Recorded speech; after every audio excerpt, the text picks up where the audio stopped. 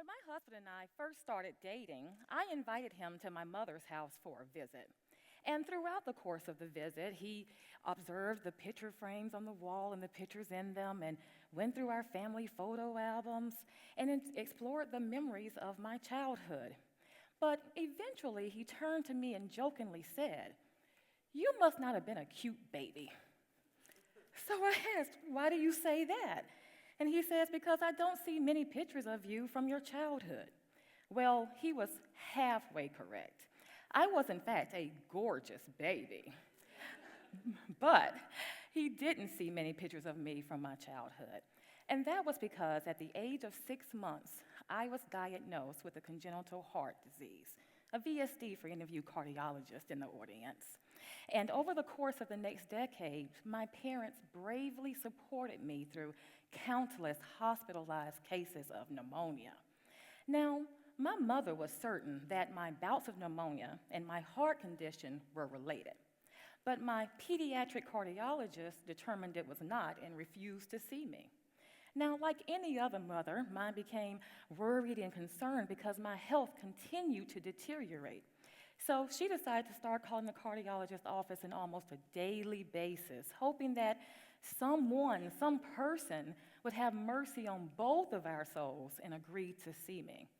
But every time she called, she got the same response: her heart condition and her bouts of pneumonia are not related.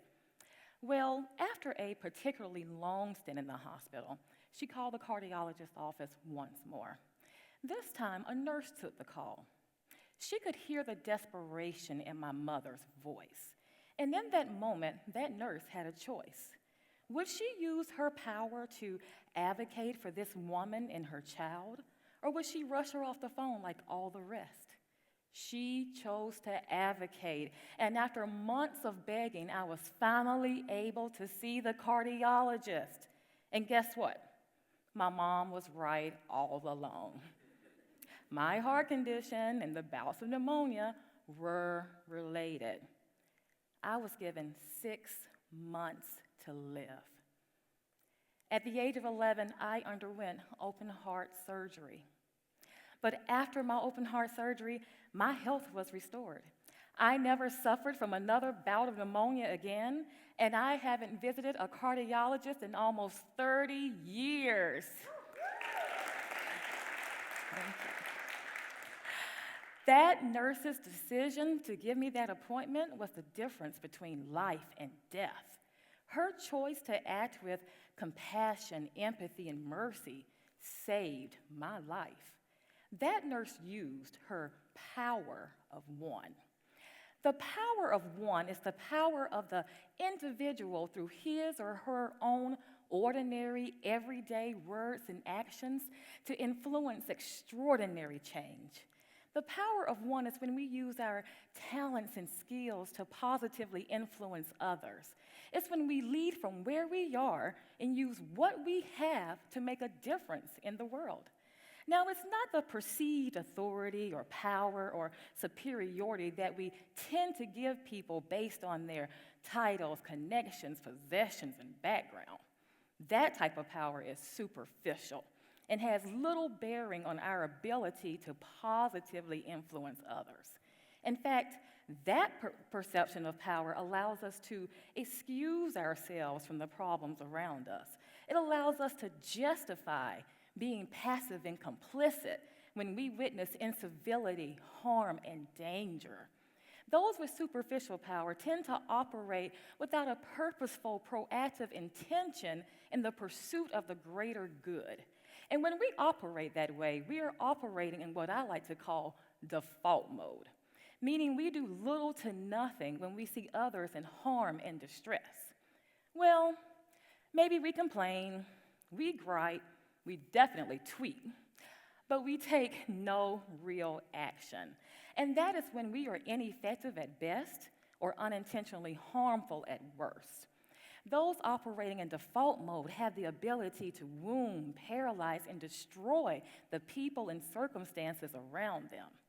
I was almost paralyzed by someone operating in default mode. You see, for the past 20 years, it has been the driving mission of my entire professional career to bring about a change in the culture of the workplaces in America. Whether I'm working as an HR executive, a college professor, or a workplace consultant, or a labor and employment law attorney. But before I earned any of those titles, I worked at a mid-sized law firm in Montgomery, Alabama. And in fact, it was while working there that I was inspired to go to law school. Now, although none of the attorneys there looked like me, I thought, you know what? I've got the intellect, I've got the ambition, and I've got the wit to succeed.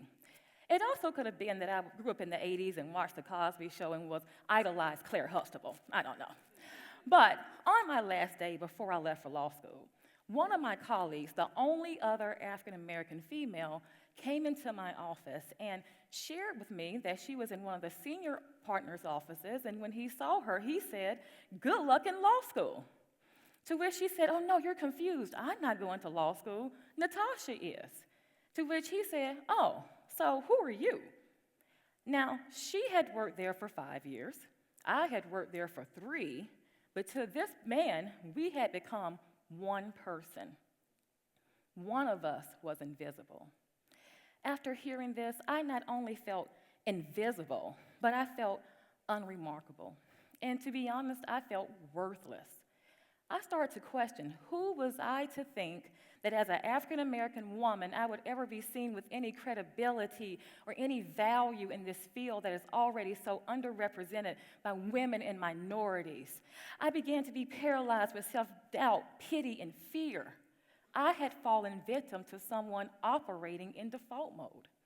But don't worry, my self-pity, doubt, and fear didn't last long. And a few years later, I was sure to send that partner a note reminding him of who I was after I became a professor of labor and employment law at Georgetown University. But that was a defining moment for me because that's when I found my own power of one. And I was glad that happened early in my career because it encouraged me to use my power of one to cultivate engaging workplaces where employees are respected, where genuine leaders are cultivated, and therefore top performance is achieved. I don't know about you, but I think the business leaders of America owe it to their workers, their shareholders, their boards, and their communities to build successful businesses, but not on the backs of exploited labor and wasted potential, but on a firm foundation of a healthy, thriving corporate culture where the value and dignity of every employee, regardless of your race, creed, or background, is appreciated, where civility and kindness are seen as strengths to be championed rather than weaknesses to be avoided, where everyday people can come to work and do ordinary things but influence extraordinary change. But listen, if this vision of equality, civility, and respect in the workplace is going to happen, we just can't all sit back and think it's going to magically appear. And no, leaving nasty comments about your boss on Facebook and Glassdoor isn't going to do the trick either. Instead, we must face our own default mode. We must reshape our own thinking, lead from where we are, and realize our individual ability to affect change. Lilly Ledbetter became a modern-day pioneer for workplace equality when, after working for 18 or 19 years at her job, she got an anonymous note. And this anonymous note informed her that she was making significantly less than her male colleagues doing the same work. So after learning this, she was upset, of course, and she filed a lawsuit. But under the Civil Rights Act of 1964, she only had 180 days to file a pay discrimination complaint from the time the pay decision was made years ago. And how would she know? So when she went to court, she lost. She was years too late. But she said, this can't be right. I'm going to continue to fight. So for 10 years, she relentlessly fought all the way up to the Supreme Court of the United States of America. But the Supreme Court said, Lily, you're years too late. She never received a dime of restitution. Her case was over. But despite this, she relentlessly pursued equal pay at work for others. And because she chose to use her power of one, her power of advocacy, the Lilly Ledbetter Fair Pay Act of 2009 was enacted. And under this act, each and every time you get a discriminatory paycheck, the clock starts over. Yes. Yes. History has shown us what can happen when we use our individual abilities to impact change even outside of the workplace. You see, in the mid-1850s, slavery was rampant throughout the southern United States. While many in the North were either unaware of the inhumanity, they ignored it, or just didn't know what they could do to help. Meanwhile, Harriet Beecher Stowe and her family were busy helping slaves escape slavery through the Underground Railroad.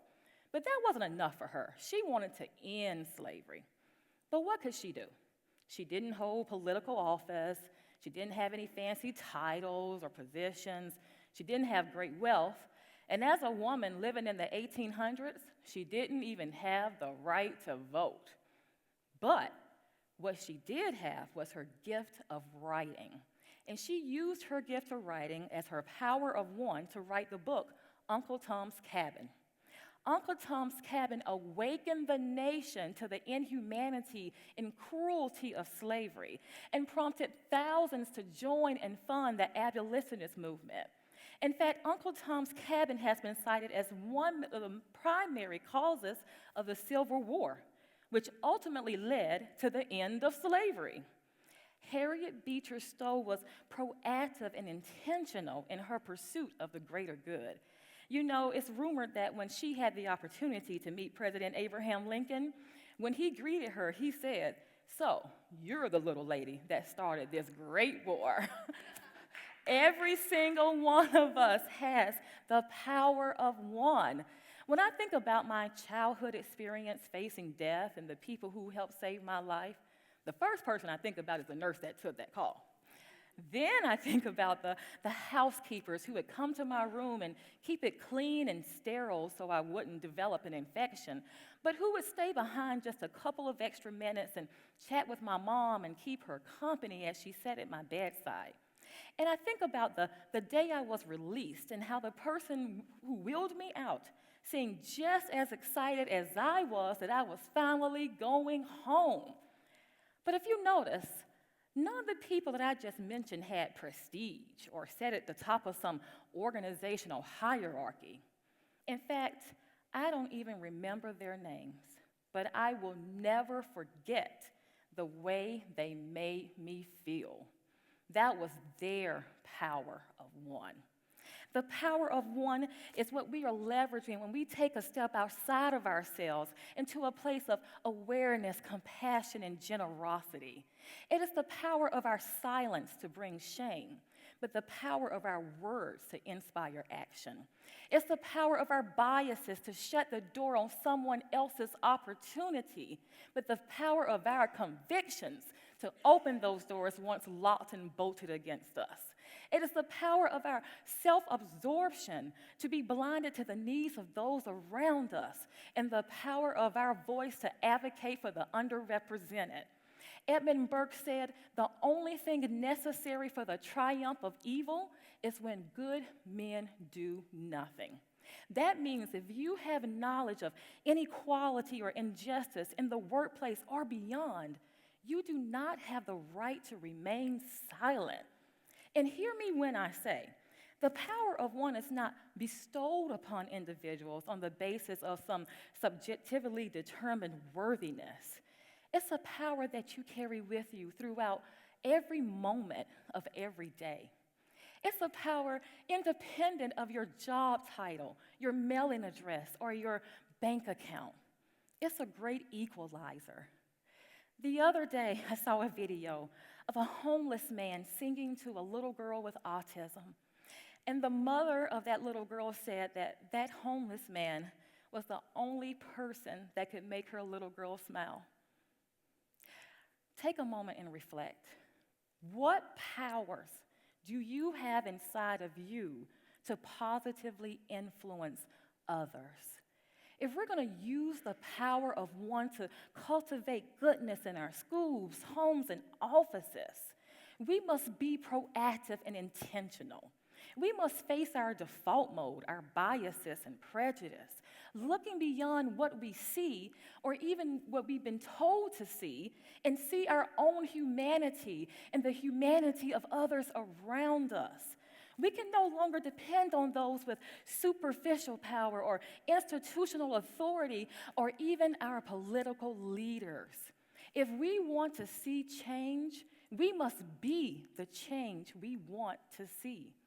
Each and every individual in this audience, you have the power to use your own everyday, ordinary words and actions to influence extraordinary change.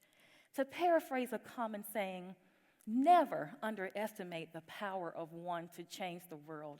In fact, it is the only thing that ever has. Thank you.